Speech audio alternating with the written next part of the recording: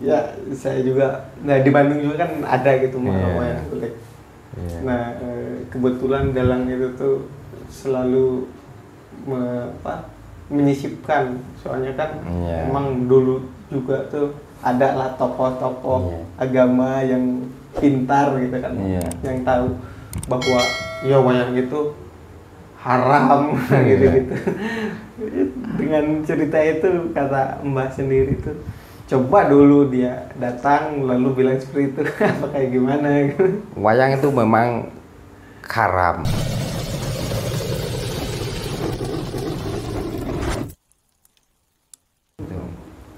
Nah, bagian gitu kan ketika kita menganggap orang itu tidak selaras keyakinannya dengan kita gitu kan, selalu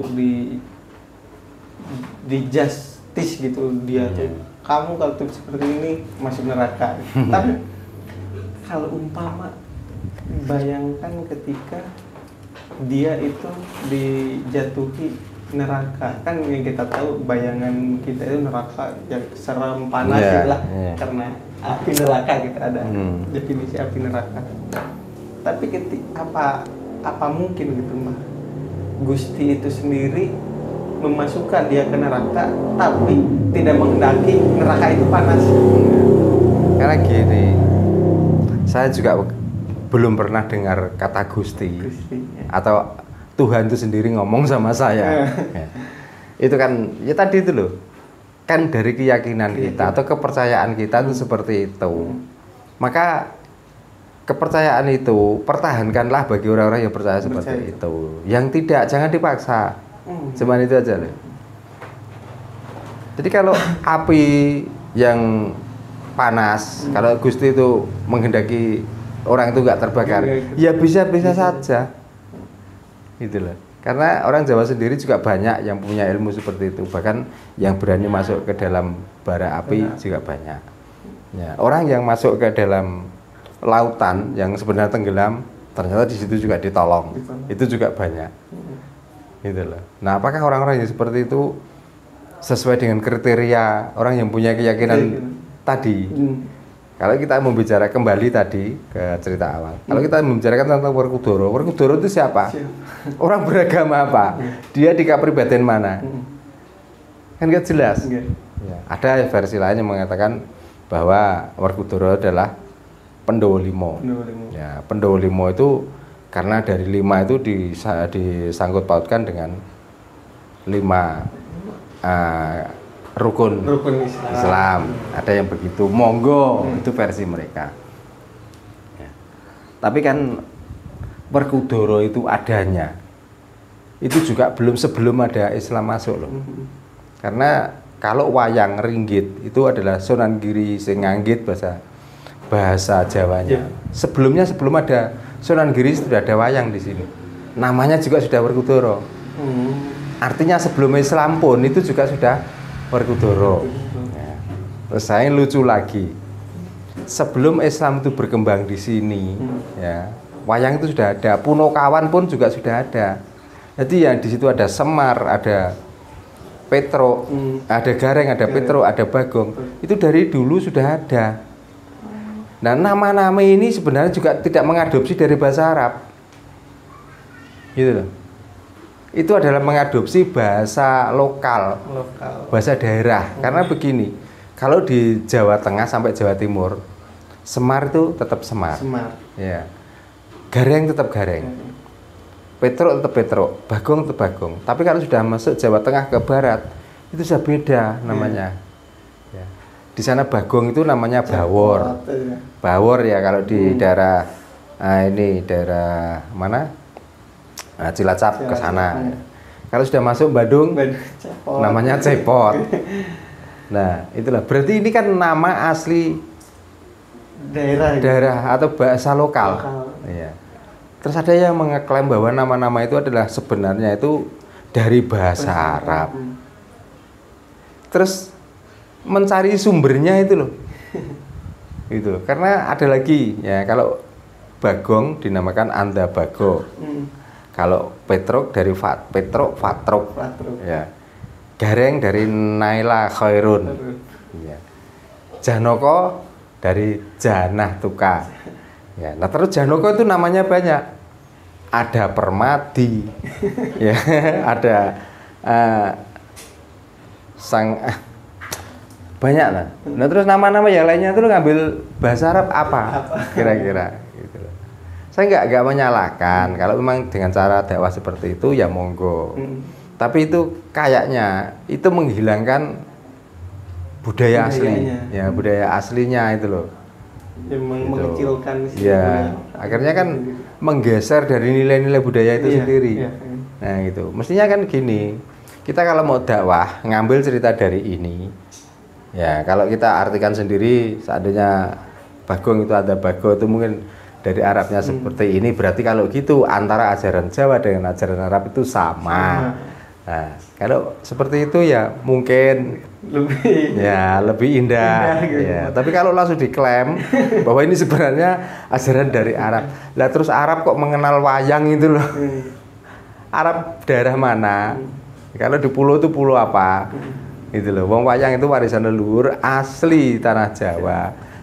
Makanya sampai Sunan Kalijaga itu memakai media wayang karena orang Jawa itu kalau didakwai langsung mungkin menolak, tapi dengan adanya pagelaran wayang orang Jawa itu datang, gitu.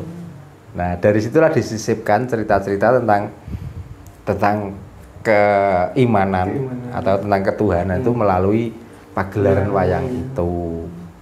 Maksudnya para wali itu seperti itu. Ya. Terus kita mengulas tentang wayang nih, menarik Mbak. Kan yang saya tahu sendiri, wayang di penemunya Sunan Kalijaga. Apa benar apa gimana, Mas? Ya salah toh. Sunan Kalijaga itu menyempurnakan pagelaran wayang yang ada di sini karena begini sampai ceritanya sendiri, bahkan di situ Putodewa itu adalah orang yang memegang Jamus Kalimosodo. Nah, orang yang memegang Jamus Kalimosodo sendiri itu nggak paham tentang arti Kalimosodo. Sama dengan kita itu yang sudah sempurna, yang sudah manunggal ing kawula lan Gusti. Tapi kita itu kadang-kadang itu nggak paham tentang manunggal ing kawula lan Gusti atau yang dinamakan kasampurnaning dumadi itu. Nah itulah, maka disempurnakanlah oleh Sunan Kalijaga sekaligus untuk dakwah cara mensiarkan agama. Tapi Sunan Kalijaga tidak menghilangkan nilai-nilai dari budayanya. Gitu loh. Jadi memakai wayang itu hanya untuk media. Di dalam media itu isinya itu dakwah. Begitu. Nah, terus sebenarnya berarti bisa dikatakan wayang itu tuh udah ada sebelum Sunan Kalijaga itu berarti? Ya Mataram kuno sendiri itu sudah mengadakan pagelaran wayang rutinan. Mau grebek, suro, mau muludan dan lain sebagainya itu sudah ada pagelaran wayang. Gitu. Jadi wayang itu bukan temuan baru, artinya itu bukan temuan dari Sunan Kalijaga dan Sunan Giri bukan. Gitu. Nah, karena yang sering mementaskan itu adalah orang yang mempunyai jabatan, karena Sunan itu ada jabatan. Atau wali itu adalah jabatan negara sebenarnya. Iya. Ya, jadi jabatan negara yang khusus membidangi tentang agama itu wali, gitu. Jadi nggak ubahnya dengan sekarang itu camat atau bupati. Nah, gitu. Nah karena seorang ya sekarang gini aja, aku juga dalang. Kalau aku yang pentas itu orang yang lihat ya biasa-biasa saja. Ya mungkin ya orang-orang yang mungkin pengen tahu gimana wayang atau rame pora, cuman itu aja. Tapi coba kalau bupati yang pentas, jangankan orang yang suka wayang, yang nggak suka itu lo pengen datang, pengen lihat. Nah kebetulan waktu dulu itu ya seperti itu, karena wali yang memerankan. Jadi orang itu berbondong-bondong datang, karena dia pegawai negara, gitu loh. Nah maka setelah di situ ceritanya itu beda, ya ceritanya beda karena wali itu, maka wah ini karangan dari wali ini, ya. Nah, contohnya dari gending saja, gending mijil, sinom, dadang gulo, ya lalu Nah, setelah Derang Gulo, Pangkur, Dremo, lalu Pangkur. Setelah Pangkur, apa itu? Pucung. Nah, setelah Pucung ada lagi juga. Itu kan dari dulu juga sudah ada. Tapi yang mentenarkan karena Sunan Kalijogo, maka dianggaplah itu karangan yang Sunan Kalijogo. Jadi dia itu hanya mentenarkan yang bisa mengartikan dari gending-gending itu. Gitu loh. Jadi saya tidak mengingkari. Memang waktu dulu wayang juga peminatnya juga sedikit. Tapi setelah adanya Sunan Kalijogo dan Sunan Giri, akhirnya wayang itu akhirnya terangkat lagi. Ya, dan dipercayai bahwa setiap ada orang punya hajat, itu kalau nggak pakai wayang itu nggak abdol, ya gitu. Ya, yang dimaksud di situ juga gini, barangkali dengan dalang ini juga ceritanya seperti Sunan Kalijogo atau Sunan Giri, mungkin seperti itu. Karena dalang juga versinya masing-masing, jadi nggak bisa. Gitu. Ya, tapi sampai sekarang dikenang juga bahwa wayang adalah diklaim bahwa penemu wayang adalah Sunan Kalijaga dan Sunan Giri gitu. Ya monggo gitu loh. Berarti kita itu tidak menyalahkan wayang, wong wali aja mau pentas wayang gitu.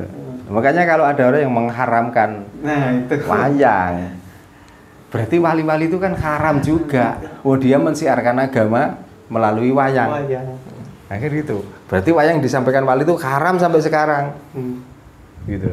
Nah, orang yang mengharamkan ini, dia tidak kontribusi sama sekali tentang jayanya atau berjalannya Islam itu. Coba dia ngomong waktu itu Indonesia itu belum Islam. Apa enggak digorok uang? Lah wali-wali itu memberanikan diri loh.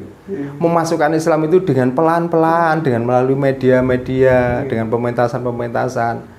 Begitu halusnya supaya orang sini itu mengenal tentang ajaran Islam itu dan paham sebenarnya Islam itu yang dimaksud rahmatan lil alamin itu yang bagaimana, ya seperti ajaran para wali itulah sebenarnya. Gitu. Nah sekarang yang tinggal masuk Islam sudah kokoh di sini, ya Islam sudah berkembang seperti ini, dia baru ngomong seperti itu. Nah, coba waktu itu lo masuk ke sini terus ngomong seperti itu, apa pak kira-kira pulang itu ya bawa kepala kira-kira. Gitu. Kita kan yang tahu bahwa ya wayang itu haram gitu-gitu. Dengan cerita itu kata Mbah sendiri tuh, coba dulu dia datang lalu bilang seperti itu apa kayak gimana gitu. Wayang itu memang haram. Tapi kalau ditelan, ya, kalau wayang itu dimakan itu memang haram. Ya, tapi kalau dilihat haramnya itu loh dari sisi mana coba, gitu loh.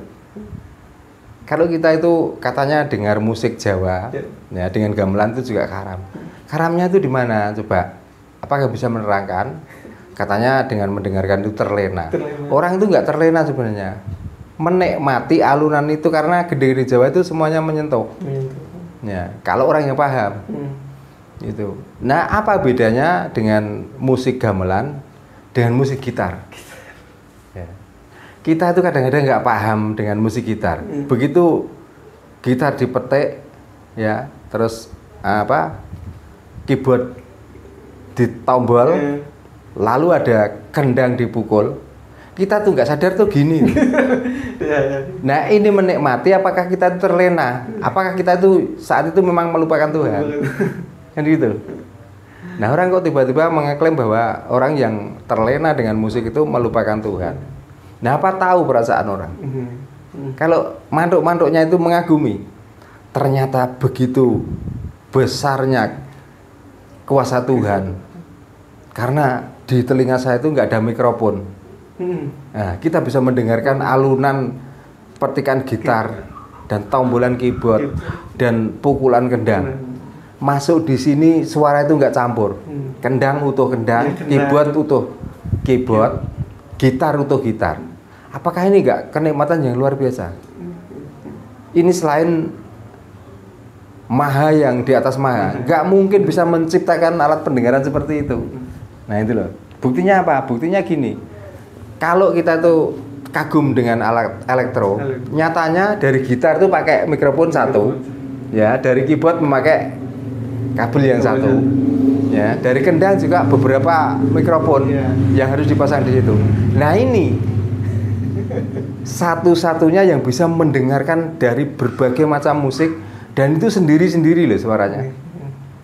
Jadi jangan dilihat kalau kita tuh mantuk-mantuk begini itu terus lupa dengan Tuhan. Jadi kita itu mengagumi sebenarnya, begitulah Tuhan itu. Makanya pantas bahwa Allah itu disebut Hu Akbar. Nah, jangan gitu. Jangan dilihat dari sisi negatifnya.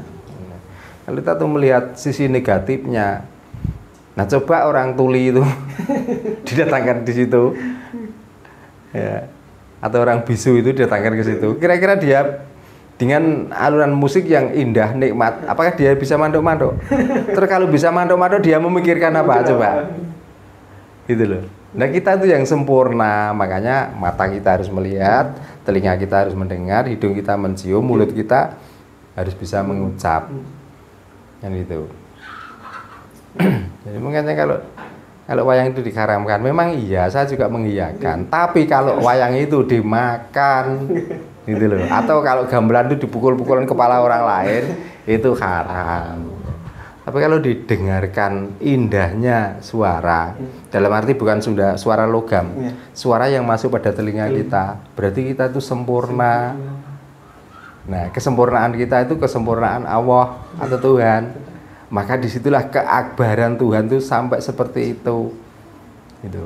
Kita melihat tidak kabur, kita mencium tidak, kita bisa membedakan antara bau busuk dan bau wangi. Ya, telinga kita bisa membedakan dari nada yang nggak enak dan nada yang enak. Nah, akhirnya mulut kita itu selalu mengucapkan Alhamdulillahirabbil alamin. Nah, kalau seperti itu apakah haram? Gitu loh. Berarti kan Tuhan nggak sia-sia menciptakan telinga, menciptakan mata, menciptakan hidung. Nah, kecuali ya itu tadi, begitu melihat terus kita tuh gregetan ambil satu alat musik itu ya, dipukulkan ke orang atau disawat-sawat, no. Nah itu mungkin haram.